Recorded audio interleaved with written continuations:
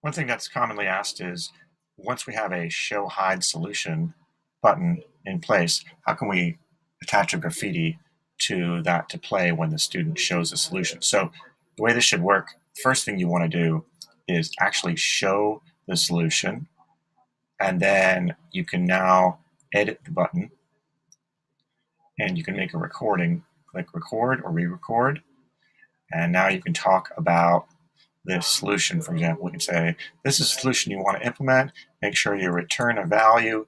It's key to return a value from a function, or else you won't get the result that you want. So now we've made a recording, which saves.